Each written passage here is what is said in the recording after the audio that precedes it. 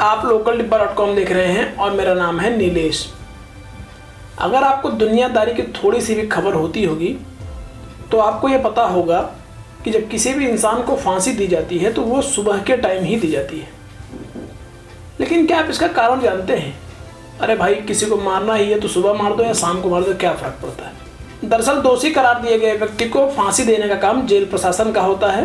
फांसी देने से पहले वो इंसान जेल में ही होता है और ये पूरी प्रक्रिया जेल प्रशासन को निभानी होती है। फिर सुबह फांसी देने से जेल प्रशासन को फायदा क्या होता है, आइए समझते हैं इसे। आज़ाद हिंदुस्तान में अब तक कुल मिलाकर 61 लोगों को फांसी दी गई है। आखिरी फांसी निर्भया रेप कांड के दोषियों को दी गई थी। इससे पहले नाथूराम गोडसे, याकूब मेनन, अफजल गुरुल जैसे तमाम अपराधियों को जो फांसी दी गई वो सुबह ही दी गई। अब आप सोच रहे होंगे कि कोई और सरकारी काम तो टाइम से नहीं होता, लेकिन ये फांसी देने वाला काम इतना टाइम से क्यों हो रहा है? दरअसल भारत में कानून से जुड़ी ज़्यादातर चीज़ें अंग्रेजों के ज़माने की हैं। सब कुछ अंग्रेजों का ही शुरू किया हुआ है। कानून का आधा से ज़्यादा हिस्सा अंग्रेजों का ही बनाया हुआ है और अंग्रेजों ने ही शुरुआत की थी कि फांसी सुबह दी जाए। लेकिन अंग्रेजों ने ही इन नियमों का उल्लंघन भी किया। कहा जाता है कि भगत सिंह को सुबह की बजाय शाम को ही फांसी दे दी गई थी।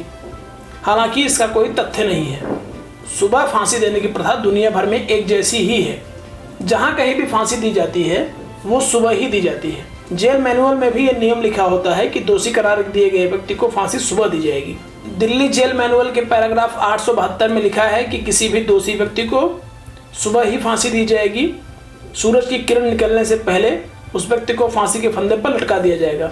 एक और नियम है कि किसी भी दोषी करार दिए गए व्यक्ति को किसी भी पब्लिक हॉलिडे के दिन यानी सरकारी छुट्टी के दिन फांसी नहीं दी जाएगी। इसके अलावा एक और चीज़ ध्यान रखी जाती है कि जब किसी भी इंसान को फांसी दी जा रही हो तो जेल में बंद दूसरे कैदी उस चीज़ को देख ना पाएँ। हर कानून की तरह इसमें भी अपवाद है। सरकार अगर चाहे तो इसमें ज़रूरत के हिसाब से बदलाव भी कर सकती है। दरअसल सुबह फांसी देने से सभी कागजी कार्रवाई टाइम से पूरी हो जाती है। फांसी देने के बाद जब इंसान की मौत हो जाती है तो उसका मेडिकल टेस्ट कराया जाता है, पोस्टमार्टम कराया जाता है। ये सारी प्रक्रिया दोपहर तक पूरी होने के बाद उसके शव को उसके परिवार को सौंप दिया जाता है। ऐसा करने से उस व्यक्ति का अंतिम संस्कार उसी दिन हो जाता है। जिस दिन किसी भी इंसान को फांसी दी जानी होती है उसे सुबह 3 बजे के आसपास उठा दिया जाता है, जिससे वो अपना जो कुछ भी उसे करना है कर ले, अपने इष्ट भगवान को याद कर ले, अपनी गलती का एहसास कर ले और जो कुछ भी सोचना है सोच ले।